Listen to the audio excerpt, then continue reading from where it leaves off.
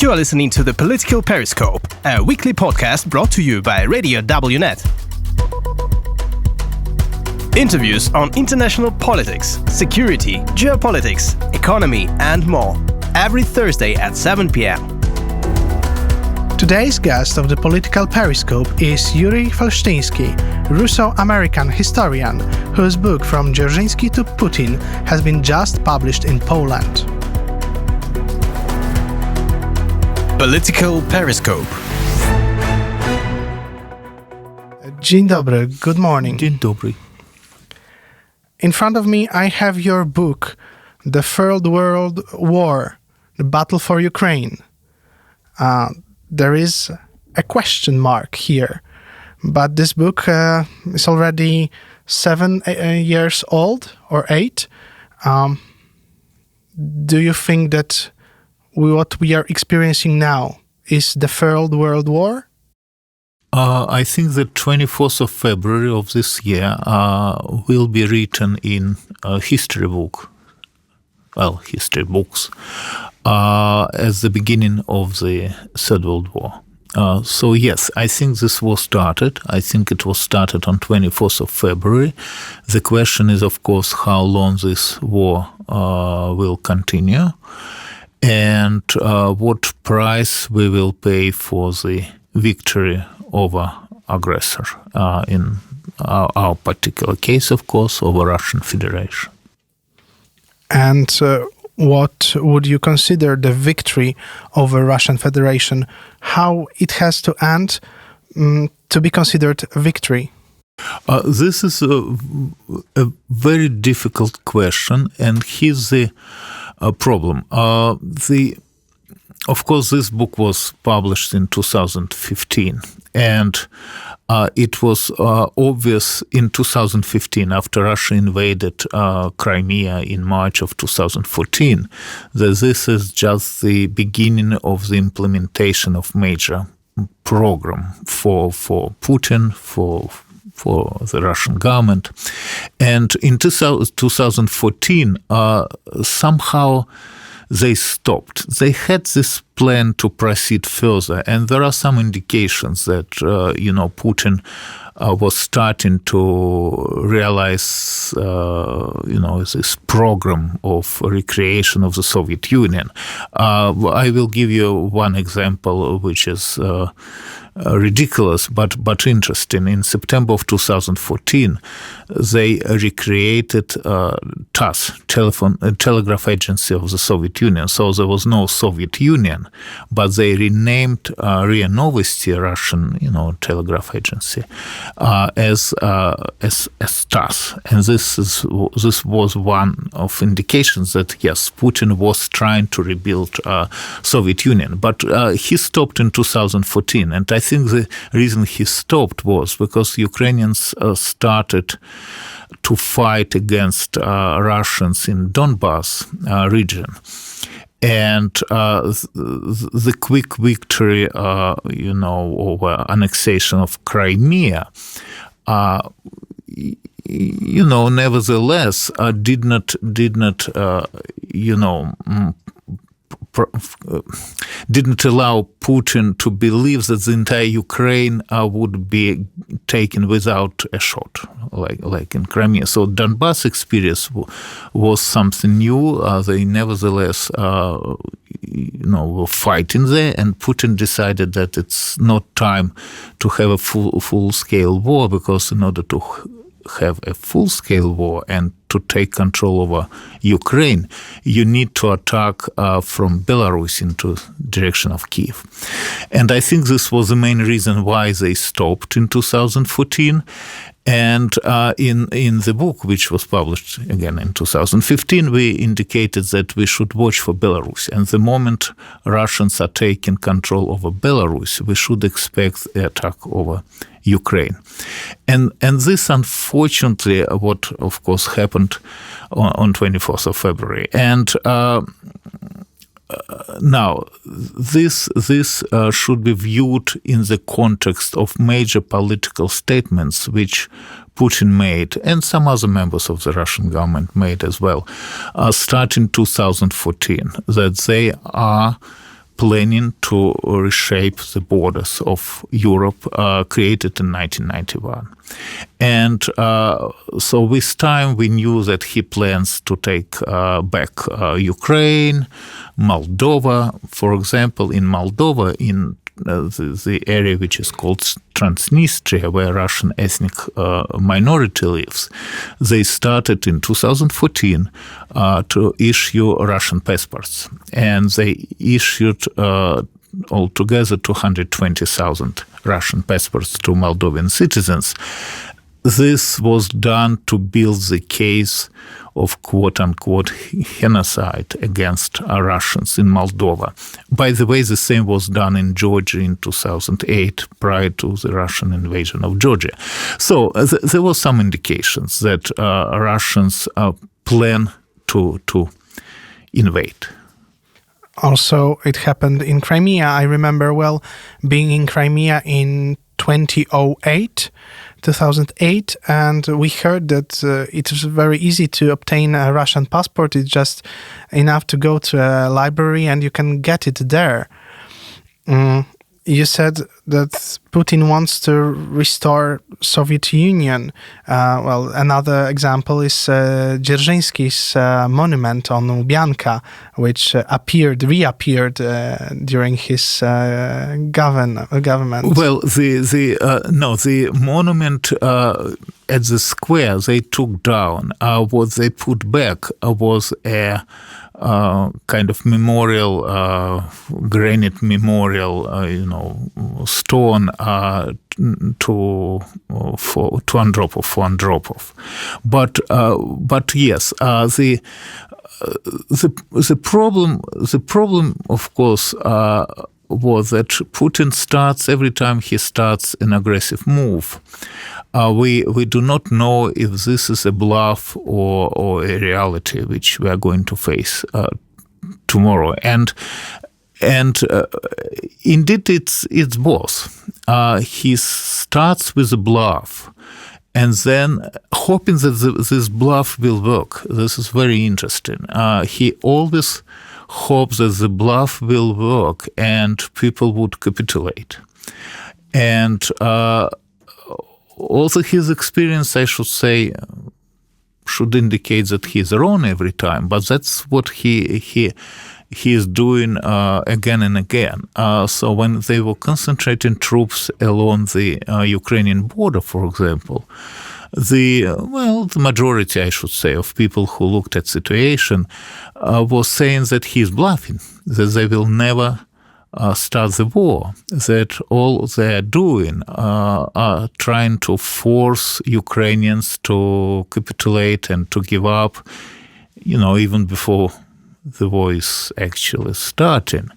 And we do know that on 24th or 25th, depending on the day of the time of the day, Lukashenko called Vladimir Zelensky on behalf of Putin and offered him to capitulate. And Zelensky refused, and then Putin invaded Ukraine. My point is that if, let's say, Zelensky would agree to Putin's conditions, then this bluff would work. But Zelensky refused, and Putin started the war. And the idea was that they will take Ukraine very quickly. They were already in Belarus, so the major move was from Belarus into the direction of Kiev. Everybody, except Ukrainians, I have to say, were very skeptical about ability of Ukrainian army to halt Russian advance, because those days, if you remember, the Russian army was called the second strongest army in the world. And I really sometimes think that this war was won by Zelensky when he not just refused to capitulate, this was probably expected in many ways, but when he refused to leave Kiev, and when he refused to leave Ukraine, to leave Kiev for Lvov, for example, at that moment I think he won the war. And as we know, after 9 months of this war, Russia has no army. This army was destroyed in Ukraine. You said that Zelensky won the war, but the war is still going on. There are still massive fights. There are still massive missile attacks. Correct. It's like, unfortunately, a circle. Ukrainians are winning this war in the field. I mean, they're winning every battle, but the conditions under which they're conducting this war are not actually fair. It's true that Ukraine is getting a lot of help, and this help is great and important, and we cannot underestimate this. Ukrainians are getting weapons, they are getting financial support, they are getting help with refugees who are forced to leave the country during the wartime. But at the same time, Ukrainians are getting help under certain conditions. The condition number one is that they are not getting offensive weapons from the West. They are getting only defensive kind of weapons from the West. The condition number two, and it's a very important political condition, that Ukrainians are not firing against the territory of the enemy, Russian Federation and Belarus. And if you think about this from military point of view, Ukrainians, well, no one is able to win the war if they're not allowed to fire into enemy's territory. This is just impossible. So all the Ukrainians are winning every day in the battle.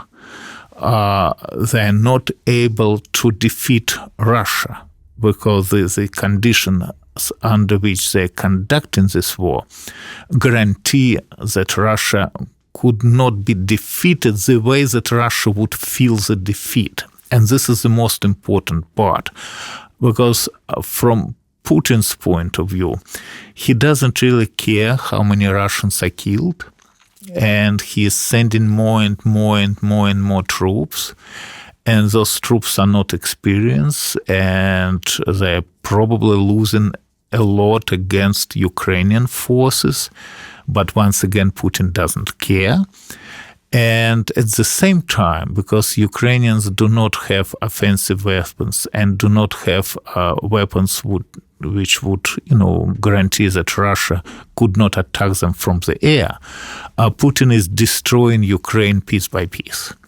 And since he is destroying it with the greater speed that Ukrainians are able to fix every time what's destroyed, he is actually winning this battle, especially taking into account that winter is coming and Ukrainians are left without electricity and water and heat. So my point is that unless the West will change its attitude towards this war, and unless the West would allow Ukrainians to conduct this war as an offensive war, we are going to face a major humanitarian disaster in Ukraine and also in Europe, because Europe probably would face more refugees, which Europe would have to deal with, and again he's destroying the country. He's not able to destroy the army. He's not able to win militarily, but he's just destroying the country from the air. In the introduction to your book, From Derzhynski to Putin, the Polish edition of this book, you wrote that you're very sorry for appointing not correct date of the end of Putin's reign. So it was supposed to be the year 2036, but because of the war, this end will be sooner than 2036. Don't you think that And despite that, Ukraine is not able to militarily defeat Russia because it's not allowed by West to invade or to fight back on Russian territory. The longer this war goes on, the worse is the situation inside of Russia, and maybe there will be some internal movement that will change the government, that will bring Putin's regime to fall. Mm-hmm. Of course, the book From Derzhynski to Putin was written and finished prior to 24th of February. And we wrote there that Putin created a very stable regime, and he would be able to stay as president until 2036. This is the year when Putin, of course, declared that he plans to be president of Russia until 2036. And there was special laws passed for this, and Russian constitution was changed because this was unconstitutional. But, so we were saying that he could stay as president until 2036, unless he starts a major war. And if he starts a major war, and again, this was written before 24th of February, this would be the end of Putin's regime, the end of Putin personally, and the end of Russian Federation in a format in which it exists now. And yes, I think that on 24th of February, he started this war. But after 9 months of this war, a major change happened. Again, this war was planned by Putin as a Third World War against the West, but a very quick one, like a blitzkrieg. So he would plan, to take Kiev in a week or two, to reinstall Yanukovych, to proceed to Moldova, and then with united forces of Russia, Ukraine, Moldova, because there is an army, as a Russian army in Transnistria, for example, which is there, kind of waiting for a signal, proceed to the Baltic states, which are members of NATO, of course, we know this. But Putin knew that NATO does not have ground forces equal to this Russian, Ukrainian, Belarusian army, and that the West probably would not risk a nuclear confrontation and would have, to give up back the Baltic states to Russia. And that's how he was planning to recreate the Soviet Union. And this plan was ruined by Ukraine, which started to fight and which destroyed, in the course of 9 months, destroyed the Russian army. So Putin, on 21st of September, he announced mobilization of 300,000 people. This became a kind of anecdote because by the end of his speech, actually more than 300,000 people just left the Russian Federation because the borders are still open. Russia exists in the format of open borders. And those people whom he was trying to draft just left Russia by plane, by cars. Some actually went by foot to cross the border. So he is not able to win this war militarily. He has no ground army to invade the Baltic states, for example, what was not the case prior to 24th of February. But he has nuclear weapons. And this is the only weapon and literally the only tool he has, because after 9 months of war, they changed tactics, they changed rhetoric, but they did not change the objectives. They had the objective to take control over Eastern Europe, and they still have it. But again, the only weapon they have is nuclear weapons. And we hear very often from different people of the Russian government, including Putin, Patrushev, Medvedev, former president, who is a close associate of Putin, of course, Shoigu. We see this blackmail or bluff or warning that they are going to use nuclear weapons. And the question for which we do not really have an answer, of course, if this is a bluff, if this is a blackmail, or if this is a warning. And the problem is that the longer this war continues, I'm afraid that psychologically we are moving closer and closer and closer on both ends, here in Europe and in Russia, to the accepting of possibilities that this might be a nuclear war. We are talking about Vladimir Putin, a person who lifted Russia from the crisis of the 90s, a person who successfully established a very strong government and reinforced Russia. And how is it possible that now he's making so many mistakes, such as attack on Ukraine, but now still another mistake, you just said, mobilization in this form, and another. Why is it happening? Well, first of all, I do not see Putin as a dictator. I do not look at him as if he is a Russian Lukashenko, for example. Lukashenko is a typical and classical dictator. Putin is not. Putin came to power in 2000 as a representative of the FSB, and he was ruling Russia on behalf of the FSB all these years. And even now, he's still president of Russia on behalf of the state security, the FSB. So if Putin is replaced tomorrow, if something happens to him tomorrow, if he dies tomorrow, if he's killed tomorrow, I do not believe that this necessarily will bring some changes. Not really.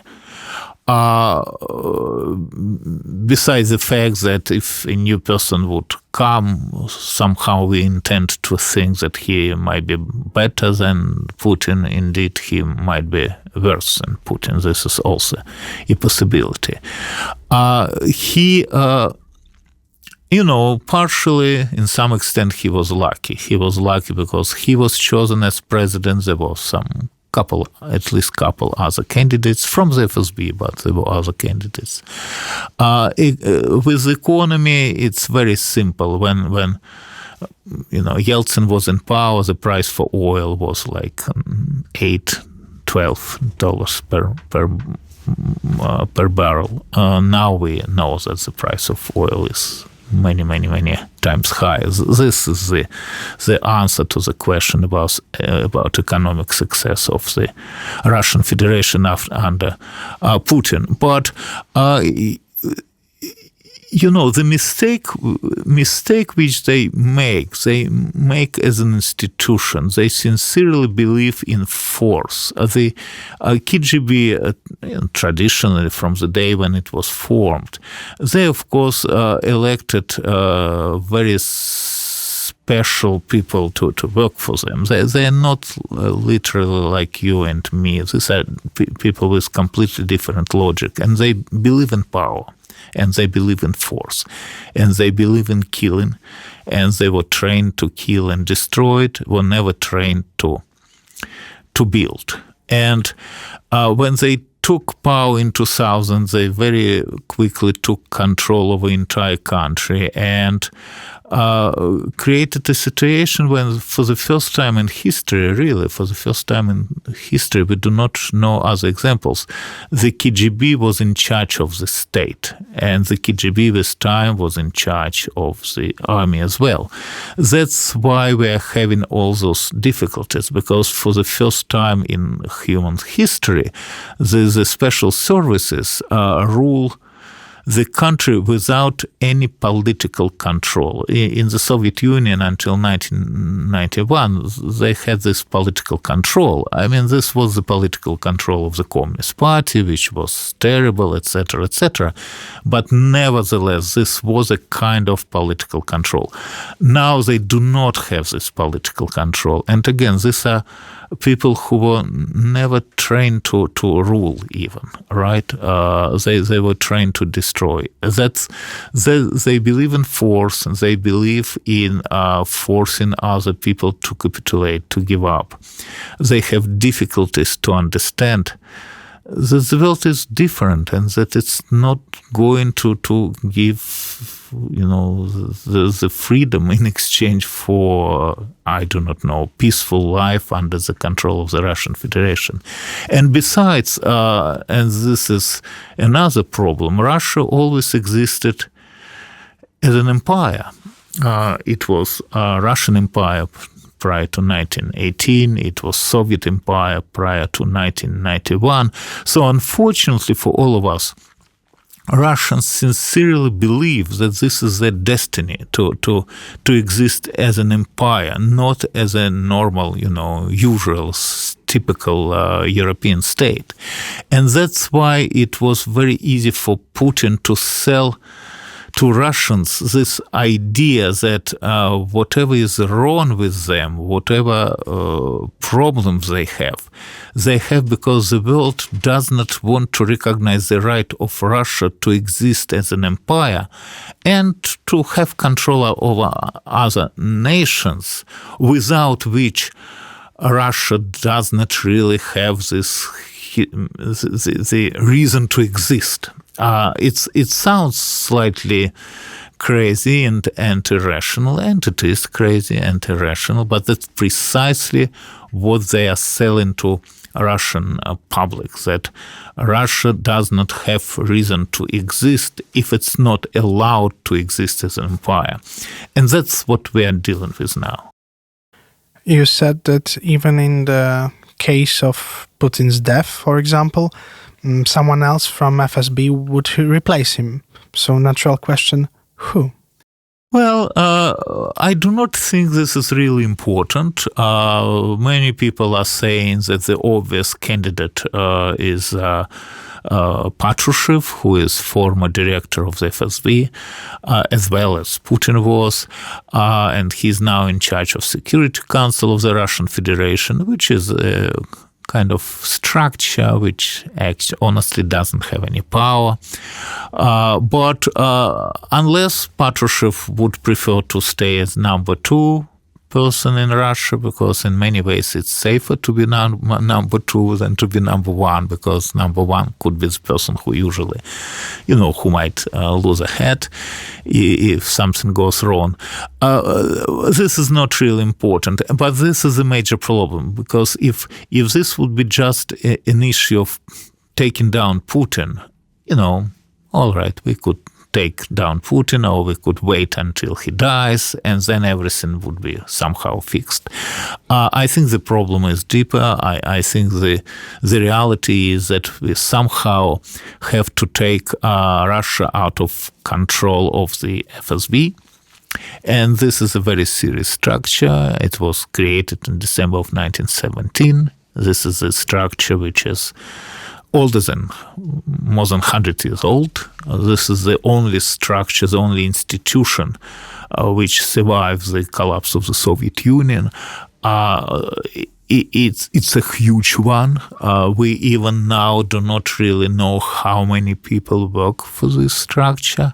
It has different levels. It has, a public level, which we see. It has Institute of Officers of Active Reserve. That's how they call it. They also have a network of secret agents. It's a huge structure which infiltrated the entire society of the Russian Federation. It's really very difficult to destroy it or take power from them.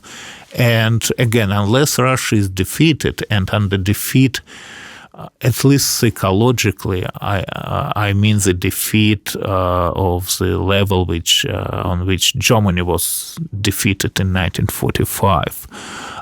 We will continue to have difficulties with Russia, and again, we are not even talking about possibility of this war transferring into nuclear confrontation. Then it's going to be a different world, and even my fantasy doesn't allow me to speculate about this. Do you think it is possible that Russia will collapse and break a Soviet Union into independent states? Well, I think some of territories, some territories will separate from Russian Federation, and we know what those territories are. This is the Chechen Republic, Dagestan, Ingushetia.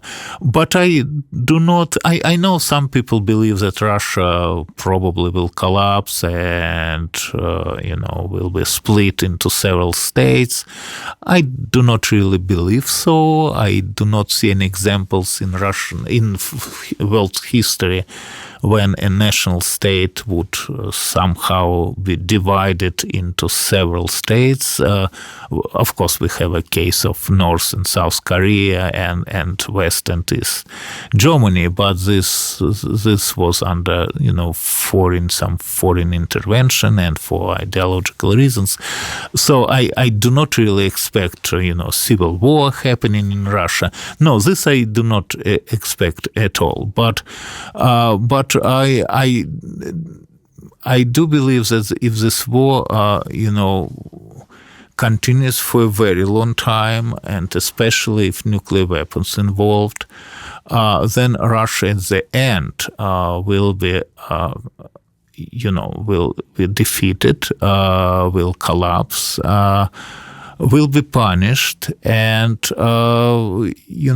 Russians probably would, of course, hate Putin and everything what happened to them, the way Germans were hating Hitler and everything what happens to Germans. But again, the question is what price we are going to pay for all this, and this price might be high if we do not find the way to end this war quickly. And the only way, my view is that the only way the only chance we have to win this war quickly and do not allow Putin to develop this war into nuclear confrontation is to help Ukrainians with offensive weapons and to help them to win. Because indeed, again, after 9 months of war, taking into account that Ukraine is destroyed from the air, Ukrainians have now the strongest army in Europe. And they actually do not need NATO soldiers on the ground. This is not necessary. They need weapons and they need a different approach towards the war. They have to conduct offensive war. Otherwise, we are risking to give Putin enough time to come to the idea to use nuclear weapons.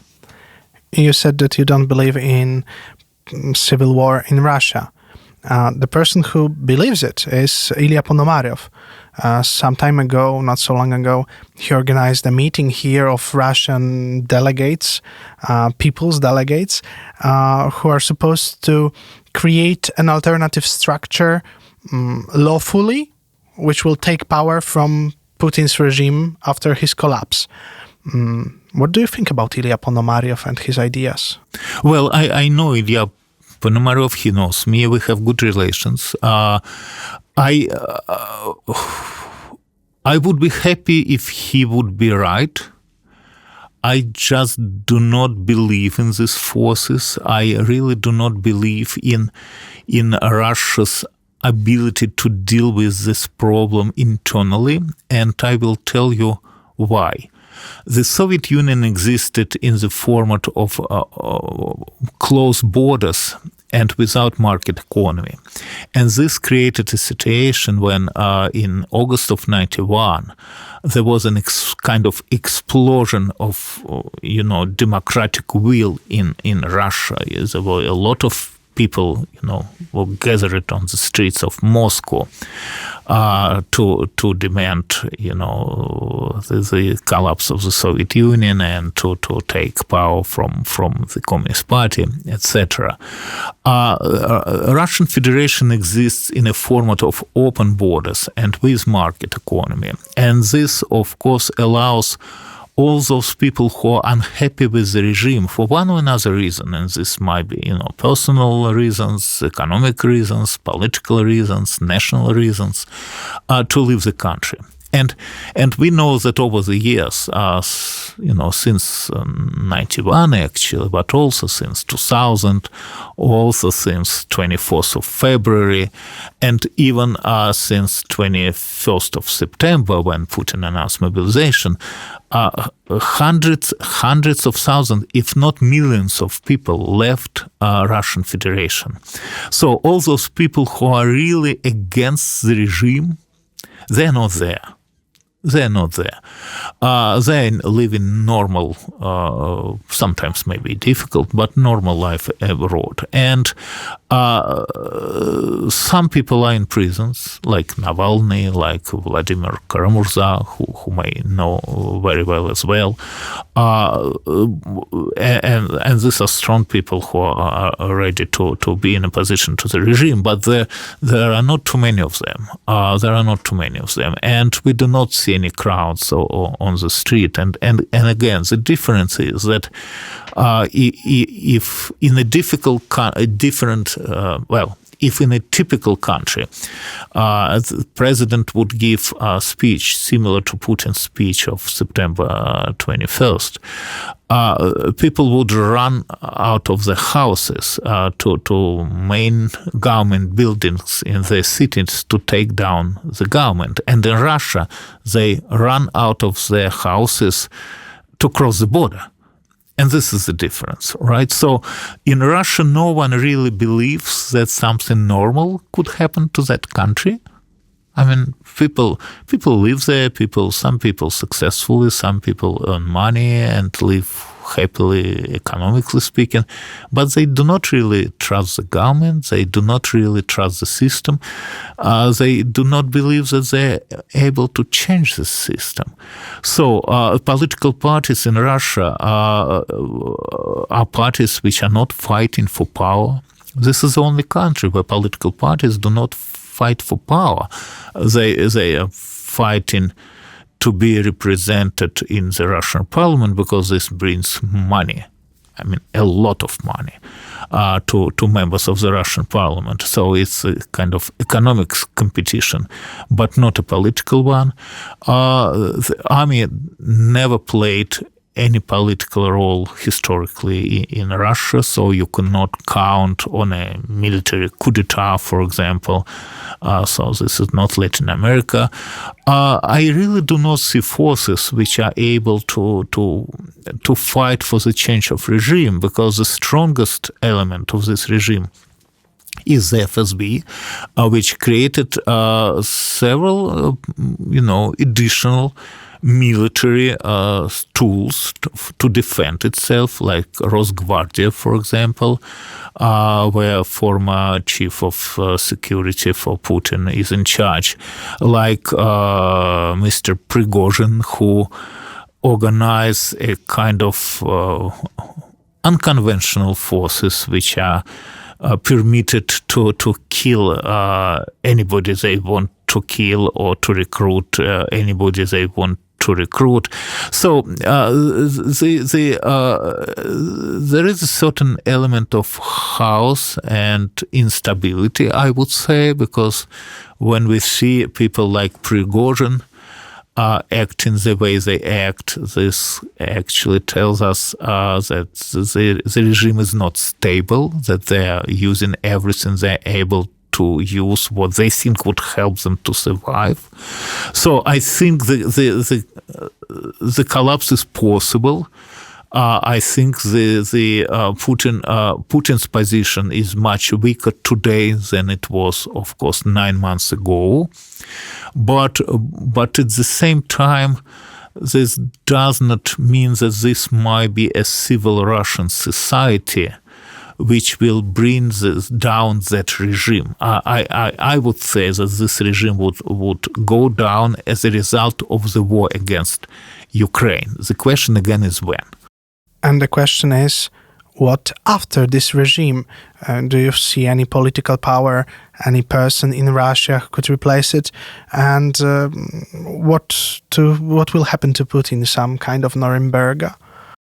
Well, we would like to see this, of course. I really do not know if Putin survives the war. Probably not. I really do not know if Putin would allow himself to be, sent to tribunal in Hague. I think not. The only danger which Russia has for itself and for the world is the FSB. If this organization somehow is dissolved, then I think we may talk about, normal Russia and normality in Russia. What is also possible that they will actually, the FSB itself will bring to us some heads which we would like to have, like Putin, Shoigu, Prigozhin, etc., and will try to pretend that they are ready to be reformed. I guess in the day number 1 we would be happy to have those heads, but in this day number 2 we would understand that the FSB is not offering something different to us, because we know what we need. We need people in Russia, in charge of Russia, who would stop the war, would withdraw Russian troops from Ukraine, would recognize the borders of 2013, would agree in principle to pay reparations for damage which was caused. And again, I'm saying in principle because in reality, I'm not an economist. I have no idea how to calculate the level of damage which was done. It's probably so huge that we might face difficulties to force Russia to pay it, and then of course to send some people for the tribunal. This is like 5 simple points. There might be some others, like withdrawal of Russian troops from Transnistria, recognizing borders of 2007 in relation to Georgia. I mean, there might be some other conditions, right? Of course, the withdrawal of Russian troops from Belarus and allowing Belarus to become a normal democratic European country. Lukashenko, of course, will go down very quickly.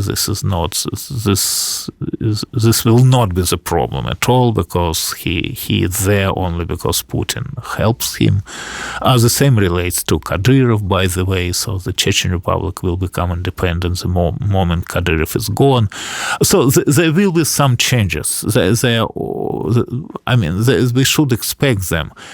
We just, again, do not know how long this will take and how much we will pay in the process. But from the point of view of Russian Federation, and this is important to understand,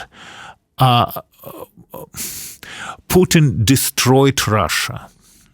Well, this collective Putin, which invaded Ukraine first in 2014, but then, of course, on 24th of February, Putin destroyed Russia, destroyed for generations, maybe even for a century or two. And the implications of this war for Russians, this is not, of course, understood inside Russia, but this will have very dramatic. This will bring very dramatic results and changes in Russia after the war is, over, right? And Ukraine will be rebuilt comparatively quickly. It's going to be a very painful process. We will find out probably that a lot of people were killed or lost, more than we are imagining now, because, Ukrainians are killing Russian military, and Russians are killing actually civilians, and this is difficult to calculate now, and know how many people are killed, how many people left Ukraine and probably would never come back for one or another reason.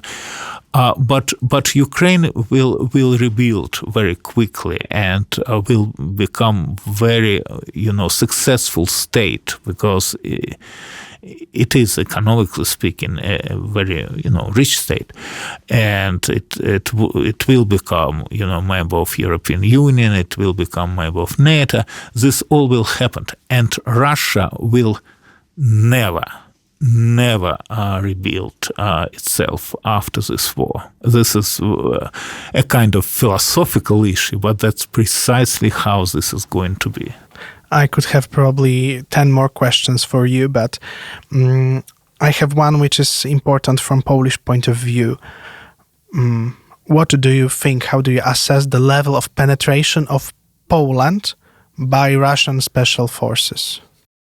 I think probably now, and I mean now after 24th of February, it's less important and less dramatic than prior to 24th of February, because now we are in a stage of open war.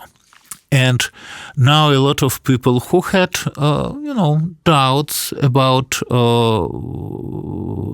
danger of Russia, who never actually believed that Russia is dangerous, who believe that Russia is just, a difficult partner with whom we could find common language. Now I think more people understand that Russia is extremely dangerous, that this is the only source of aggression in Europe, serious source of aggression in Europe, that Russia behaves irrationally and there is no way we are able to find common language with them. So I think, every time I hear about, Biden calling to Zelensky, offering him, to negotiate, to find the way out through negotiations, or Macron is calling Putin, I really think that they are just losing time, because the problem is Putin, again, the collective Putin, because they are not planning to negotiate.